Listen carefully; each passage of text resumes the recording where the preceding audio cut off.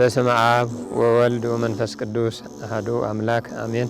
እጅግ የተከበራችሁና የተወደዳችሁ የኢትዮጵያ ኦርቶዶክስ ተዋሕዶ ቤተክርስቲያን እምነት ተከታዮች ምእመናን፣ አባቶች፣ እናቶች፣ ወንድሞች፣ እህቶች፣ የእግዚአብሔር ልጆች፣ የመድኃኔዓለም ወዳጆች እንደተለመደው ዘንድሮም እግዚአብሔር በሰላም አድርሶን መጋቢት 27 የመድኃኔዓለም የድህነት ቀን የድህነት በዓል በጋራ ለማክበር ቅድመ ዝግጅት ላይ ነው የምንገኘው።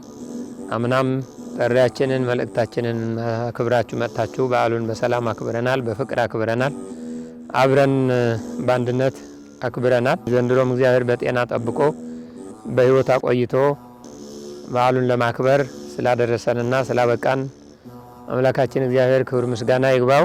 እናንተም ጥሪያችንን አክብራችሁ እንደምትመጡ እንደምትገኙ ምስጋና እናቀርብላችኋለን። እግዚአብሔር ይጠብቅልን፣ እግዚአብሔር ያክብርልን።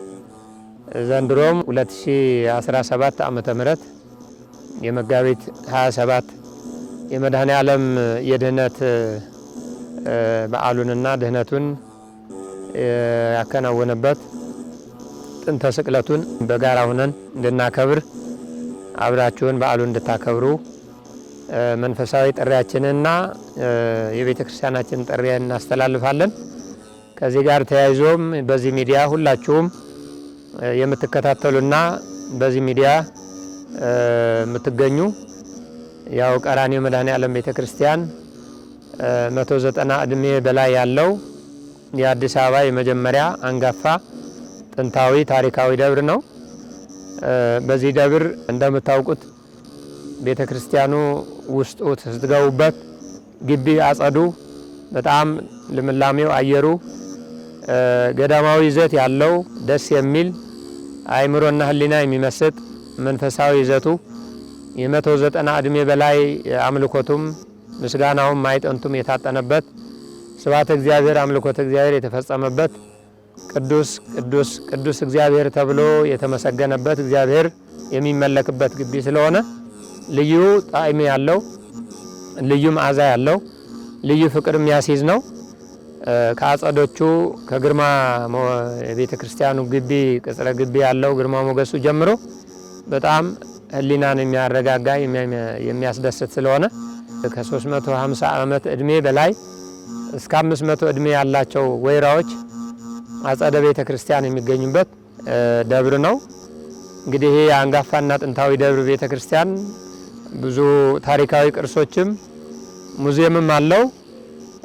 ከአዲስ አበባ ያው በዚህ በሚዲያ እየተከታተሉ እየሰሙ በማህበር በግሩፕ እየሆኑ ወጣት ሰንበት ትምህርት ቤት ካህናት ንስሐ ልጆቻቸው እየመጡ ሙዚየሙን መጎብኘትና ሙዚየሙን ማየት ጀምረዋል። እናንተም ያልመጣችሁ ከዚህ በፊት በዚህ ግቢ መጥታችሁ ሙዚየሙን ማየት ትችላላችሁ። የዓለም ድህነት የተፈጸመበት ቀራንዮ መድኃኔዓለም እንግዲህ ቀራንዮ በኢየሩሳሌም ላይ ያለው ጌታችን ኢየሱስ ክርስቶስ የተሰቀለበት ተሰቅሎ ሰውን ያዳነበት ስጋ ለብሶ ሰው ሆኖ ተሰቅሎ መከራ ተቀብሎ ስለኔና ስለናንተ ስለ አማኞቹ በመስቀል ላይ ስለምናምን ሁላችንም ትልቅ ስራ ይሰራበት ነውና ከዛው ከኢየሩሳሌም በጆንያ አፈር መጥቶ እዚህ ቦታ ላይ የተቀመጠ ነው። ደብሩ ሲመሰረት ንጉሳውያን እንግዲህ የአጼ ምኒልክ አያት ንጉስ ኃይለ ሥላሴ የመሰረቱት ደብር እንደመሆኑ መጠን በ1826 ዓመተ ምህረት ተመስርቶ ያው ወዲያው እንደተመሰረተ የልጅ ልጅ የሆኑት አጼ ምኒልክ ከኢየሩሳሌም በጆንያ አፈሩን አምጥተው እዚህ ነስንሰው በቀራንዮ ቤተክርስቲያን ቅጽር ግቢ ቀራንዮ የሚለውን ስያሜ ሰይመው ኢየሩሳሌም ያለው ቀራንዮ ጋር አያይዘው አፈሩንም እዚህ ቦታ አምጥተው ስሙ ከነግብ ምግባሩም ከነስሙ አያይዞ የያዘ ደብር ስለሆነ መጋቢት 27 መተን እዚሁ በዓሉን እንድናከብር ሙዚየሙን እንድንጎበኝ መንፈሳዊ ጥሪያችንን እናስተላልፋለን።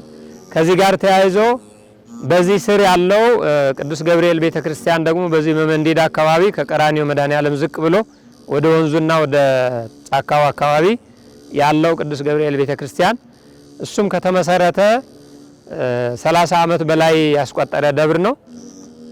በዚህ በቀራንዮ መድኃኔዓለም ስር የሚተዳደር በአንድ ሰበካ ጉባኤ በአንድ አስተዳደር በአንድ የደብሩ ካህናት የሚያገለግሉበት የደብሩ አጥቢያ ምእመናን የሚገለገሉበት ነውና እሱም ህንጻ ግንባታ ላይ ነው ያለው። ህንጻ ግንባታው የጀመርነው 2016 ዓመተ ምህረት ግንቦት ወር ነው። አመት አልሞላውም። በዚህ የ10 ወር ወቅትና ጊዜ ስላብ ላይ ደርሰዋል ማለት ነው። ከፉቲንግ ኮሎኖች ቆመው ግራውንድ ያለው ቤተክርስቲያን ስለሆነ አሁን ስላብ ላይ ደርሰናል። ስላቡ ብረት እየተሞላ ነው የሚገኘው።